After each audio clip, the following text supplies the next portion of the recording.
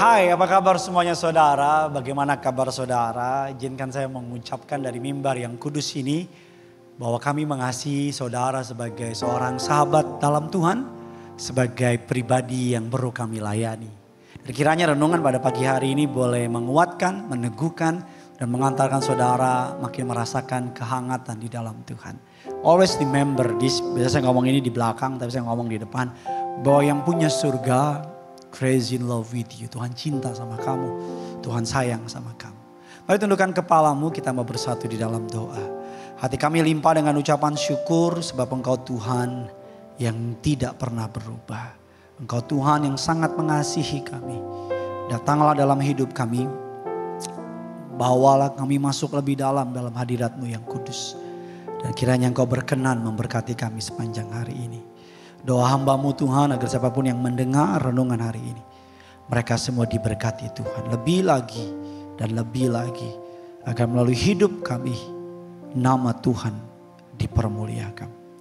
Dalam nama Tuhan kami Yesus Kristus. Sama-sama dengan iman kita boleh katakan, amin. Doa yang setengah hati. Itu dia tema hari ini. Kita percaya bahwa kuasa doa penuh kuasa. Kita percaya bahwa doa adalah nafas orang benar. Dan kita percaya bahwa doa dapat mengantar kita ke dalam hadirat Allah. Saya selalu bilang bahwa sebelum segala sesuatu terjadi di alam nyata, biasanya Tuhan bergerak di alam roh. Karena kalau kalah di alam roh maka kalah di alam nyata. Menang di alam roh maka menang di alam nyata. Gampangnya begini, kuat dalam doa maka akan kuat dalam hidup. Istri saya, Pastor Amanda pernah bilang dalam khotbahnya begini. Bahwa siapa yang kuat dalam private area yaitu doa. Akan kuat dalam public area yaitu area umum. Artinya kehidupan pribadi kita sama Tuhan akan menentukan kehidupan kita di muka umum. Biasanya kehidupan umum mencerminkan bagaimana hubungannya sama Tuhan. Saya pribadi bukan orang lain, saya tahu kalau saya udah mulai gampang takut, kecewa, gampang marah. Saya mulai tahu yang pertama gak beres itu bukan orang lain. Tapi hubungan saya sama Tuhan. Yang pertama perlu saya kritik itu bukan orang lain. Tapi hubungan saya sama Tuhan. Saya percaya bahwa hati yang besar, hati yang sejati sanggup menanggung bahkan jalan raya, gunung, lautan, danau. Bisa muat di hati. Ini metafora saudara. Artinya gini, orang yang hatinya besar dapat menerima apapun. Karena dia tahu Tuhan tidak pernah berhutang. Tanpa kita sadar kita bisa berdoa setengah hati dalam memanjatkan doa kita. Secara tampak luar kita kelihatan berdoa. Tapi Tuhan tahu kita berdoa tanpa iman. Atau bahasa gampangnya kita berdoa tanpa rasa hormat. Mungkin kita dari luar kelihatan berdoa, namun hati dan pikiran kita memikirkan hal lain. Atau mungkin kita berdoa, tetapi doa yang kita panjatkan, kita gak benar-benar yakin saat kita ucapkan. Doa macam begini kata Alkitab adalah doa yang mohon maaf sia-sia. Suka gak suka, orang kalau ngomong setengah hati aja sama kita, kita males. Orang ngomong sama kita nih saudara, matanya, pikirannya kemana-mana. Kita tanya apa nggak jawab. Demikian juga dengan Tuhan. Hampiri tata suci Allah, bukan karena anugerah membuat kita menjadi sembarangan. Tapi hampiri tata suci Allah dengan kesungguhan berdoa. Yeremia 29 ayat 13 mengatakan demikian. Apabila kamu mencari aku, kamu akan menemukan aku. Apabila kamu menanyakan aku dengan segenap hati. Singkatnya ketika kita berdoa dengan segenap hati akan menuntun kita kepada Tuhan. Berdoa dengan setengah hati hanya membuat kita capek dan tersesat. Para tokoh-tokoh di Alkitab tahu betul kuasa doa. Abraham, Musa, Daud, bahkan Tuhan kita Yesus berdoa sungguh-sungguh. Bahkan jemaat mula-mula berdoa sepenuh hati. Jika kita tidak berdoa sungguh-sungguh maka kata-kata kita tidak berarti. Waktu kita sia-sia dan Tuhan pun tidak bekerja dalam hidup kita. Ada beberapa ciri doa setengah hati. Yang pertama, Yakobus 1 ayat yang ke-8 mengatakan sebab orang yang mendua hati tidak akan tenang dalam hidupnya. Artinya doa yang tidak fokus, doa yang tidak konsentrasi, doa yang dilakukan dengan senang hati, setengah hati seringkali terganggu oleh pikiran lain. Orang ini mungkin berdoa, tapi berpikir tentang masalah sehari-hari. Lagi doa mikirin itu kompor udah dimatiin belum ya. Lagi doa mikirin itu nanti Indonesia lawan Arab Saudi siapa yang menang ya. Jadi otak kita tuh bukan kepada Tuhan tapi kepada hal-hal sehari-hari. Jadi kita cuman robot. Hati kita gak terfokus kepada Tuhan. Singkat kata orang macam ini adalah orang yang mendua hati. Makanya kita habis doa kita gak ngerasa damai. Habis doa kita gak ngerasa apa-apa. Kenapa? Karena kita berdoa sambil memikirkan hal lain. Bukan Tuhan di otak kita tapi hal lain. Sama seperti orang yang datang ke tempat gym. Bukannya tambah jadi badannya. Tapi tetap aja bahkan mungkin tambah gemuk dan sebagainya. Kenapa? Karena di gym dia gak olahraga. Dia cuma sibuk main HP. Yang kedua doa yang setengah hati adalah doa yang dalam Yakobus 1 ayat yang ke-6. Hendaklah yang memintanya dalam iman dan sama sekali jangan bimbang. Sebab orang yang bimbang sama dengan gelombang laut yang diombang-ambingkan kian kemari oleh angin. Artinya doa disertai dengan ketidakpercayaan terhadap jawaban doa. Cirinya adalah ada keraguan dalam hati bahwa doa-doa yang dipanjatkan gak akan dijawab Tuhan. Ini mencerminkan adanya kurangnya iman. Ini mencerminkan adanya keraguan. Rasa-rasanya kita ngomong tapi kita tahu bahwa kayaknya gak dijawab deh. Ngomong tapi kita masih kayaknya gak mungkin deh. Selama kita masih meragukan Tuhan. Selama kita masih setengah hati, mendua hati. Maka janji Tuhan bukan ya dan amin. Tapi janji Tuhan hanya ya di mulut. Gak tahu kapan aminnya. Saya selalu percaya minta sama Tuhan. Minta aja seperti anak sama Bapak. Gak usah pikirin gimana caranya. Tuhan gak pernah bilang pikirin cara. Tuhan bilang berdoa dengan iman. Sisanya urusan Tuhan. Anak saya Gene dan Joy kalau minta es krim, minta pizza. Gak pernah nanya Papa punya duit apa enggak. Dia cuma minta Papa ini dong. Dia yakin. Bagi anak saya dan istri adalah orang terkaya di dunia. Dia tahu papa mamanya will do anything for them. So, kebenaran kedua mengenai doa yang setengah hati adalah doa yang disertai dengan ketidakpercayaan. Berikutnya adalah doa yang setengah hati adalah doa yang rutinitas tanpa kehadiran hati.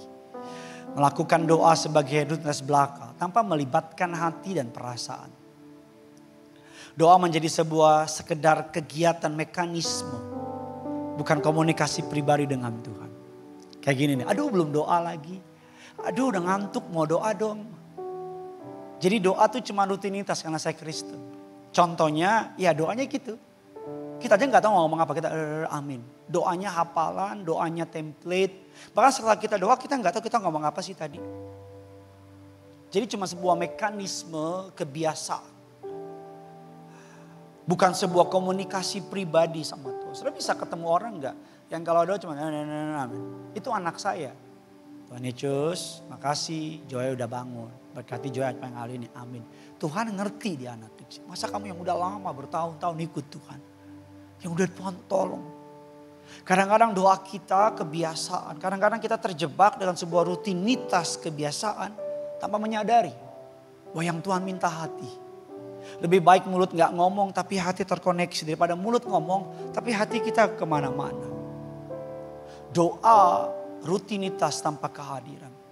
Pernahkah kita merasa doa kita terasa seperti itu. Doa kita gak hangat lagi.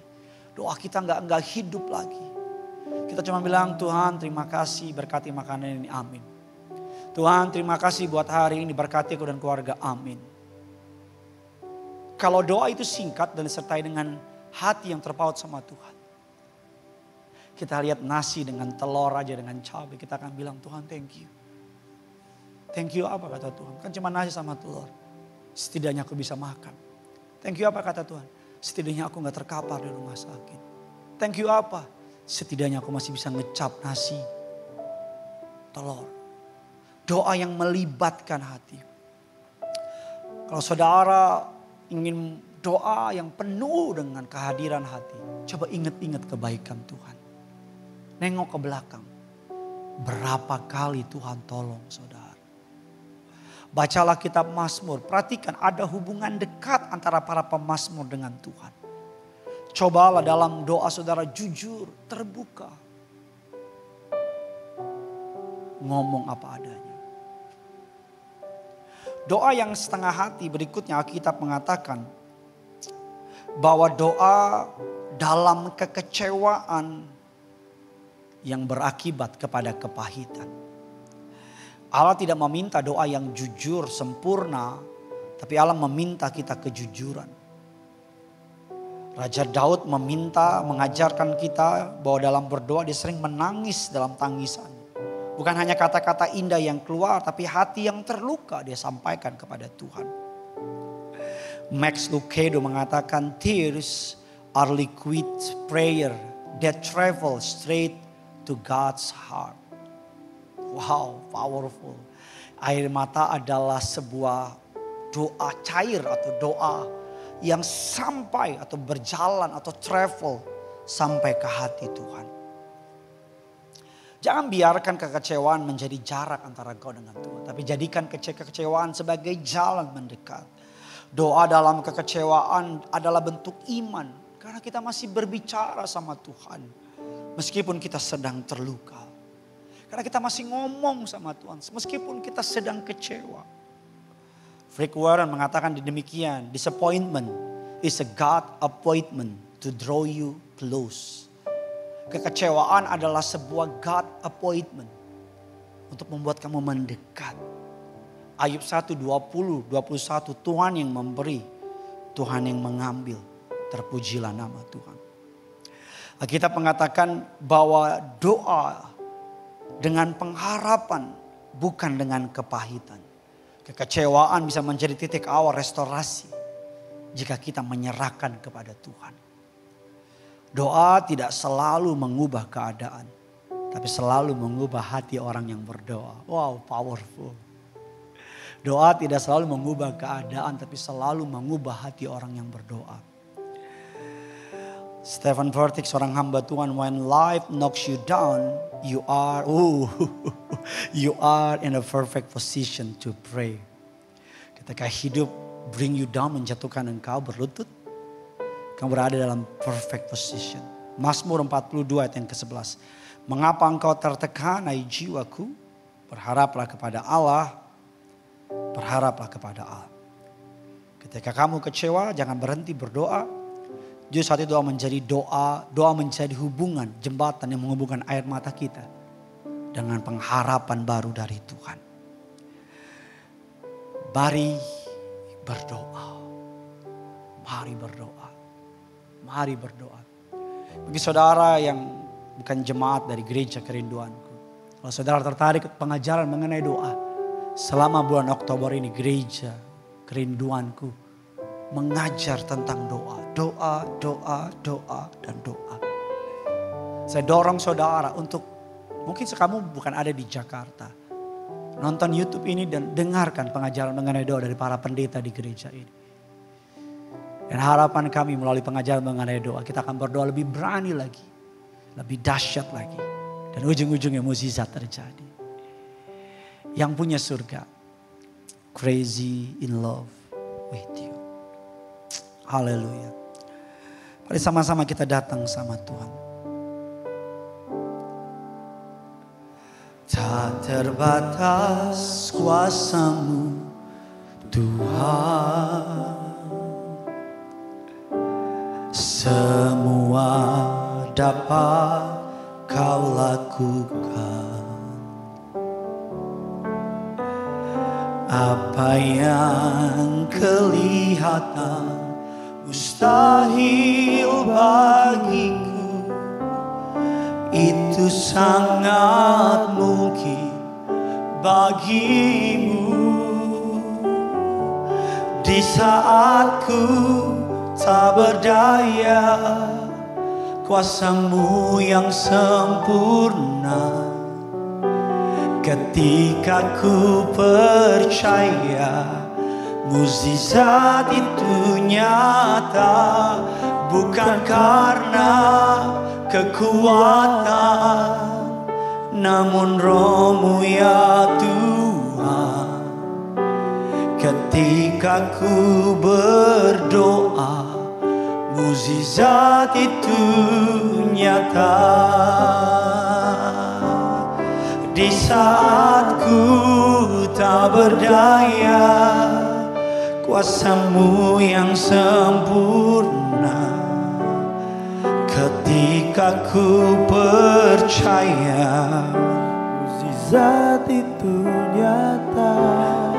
Bukan karena kekuatan, namun Roh-Mu ya Tuhan. Ketika ku berdoa, mukjizat itu nyata. Ketika ku berdoa, ketika ku berdoa, ketika ku berdoa, mukjizat itu nyata. Sejenak ambil waktu berdoa di hadapan Tuhan. Bawa hidupmu, bawa perkaramu sama Tuhan. Yesus Kristus tidak pernah berubah. Kalau engkau punya permasalahan, pokok doa. Tuliskan di kolom komentar. Biar kami para hamba Tuhan akan berdoa bagi saudara. Tuhan tidak pernah berubah dulu, sekarang, sampai selama-lamanya. Kasih setiamu tetap, rahmat-Mu tetap, anugerah-Mu tetap. Haleluya, haleluya.